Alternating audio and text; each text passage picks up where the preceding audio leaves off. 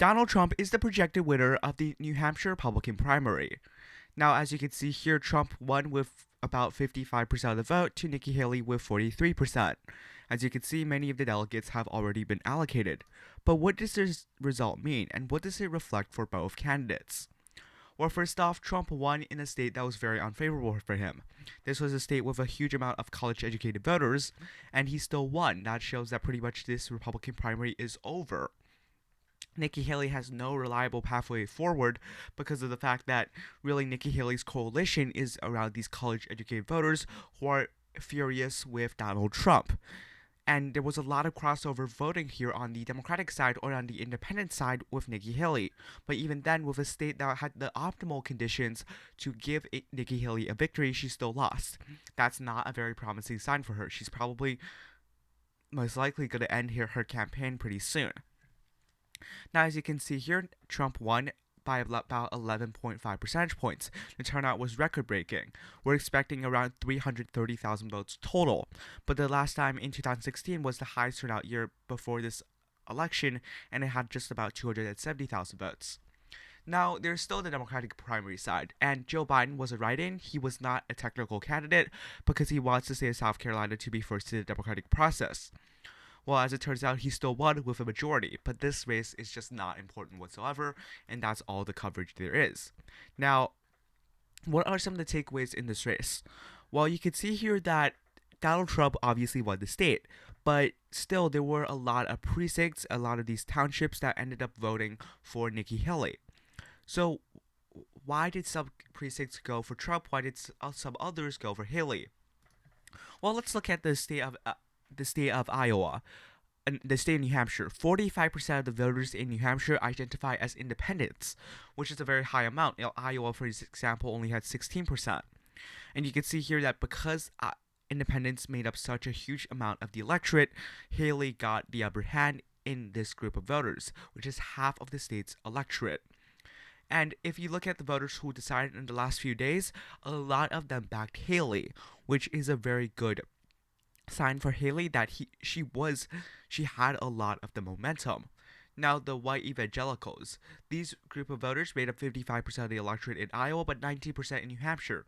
Now, I can see these very conservative voters, they voted for Donald Trump. This is not very surprising. But even then, in this group of voters, still about 30% of very Republican-leaning evangelicals voted for Nikki Haley. We see that MAGA voters here, very simple. They voted for Donald Trump. That's unsurprising. Very conservative voters, they voted for Donald Trump by a huge margin. No college degree. Those are the group of voters that backed Trump, and white evangelicals. You can see those are the groups of voters that backed Trump. And again, right? But groups that supported Haley, non-MAGA voters. Those voters supported Haley. Moderates obviously supported Haley. Late deciders. Nikki Haley did very well with late deciding voters. They split heavily for her. And college graduates, people with college degrees, generally preferred Nikki Haley over Donald Trump. And one of the great showings of that is the precinct of Hanover. Now, this is an area with you can pull it up right here. So you can see Hanover. Haley won the township by 86-13. This is home to Dartmouth College. This is where a lot of the college students are actually voting, and you can see that there was a huge amount of these young voters, these college-educated voters that voted for Nikki Haley. This signals one thing: although he won by a pretty substantial margin, 10 points is pretty good for him in such a state, he still has a lot of weakness in these college-educated voters, and that they back Nikki Haley. He has to convince him for the general election to actually back him over Joe Biden. Now, you can see the countywide results here. Haley won a single county, that being Grafton County. You see that the other counties, Trump did win, but they weren't by that large. Even the more rural counties, such as Coos County, and such as Belknap County, Haley still got about 40% of the vote in both counties. Generally, where Haley did pretty well was the most liberal county of the state, which is Grafton County. This is a county that voted for Trump, voted for Biden with more than 60% of the vote, and it did vote here again for Nikki Haley. Now, the two other counties that did pretty well for Nikki Haley were Merrimack County, which is where Concord is located, and also Stratford County. Also, also saw a pretty good showing for Nikki Haley. There were also some writing voters, some for not Ron DeSantis, some for Chris Christie. Those are two more notable options, but they're not really that important whatsoever. There's still some vote. There's still about 10% of the vote left. By the time you see this video, there might be less, but those are the results. And generally, Haley won counties that were more Democratic leaning. For example, Concord. This is an area where Biden got 65% of the vote in. This is an area that Nikki Haley won.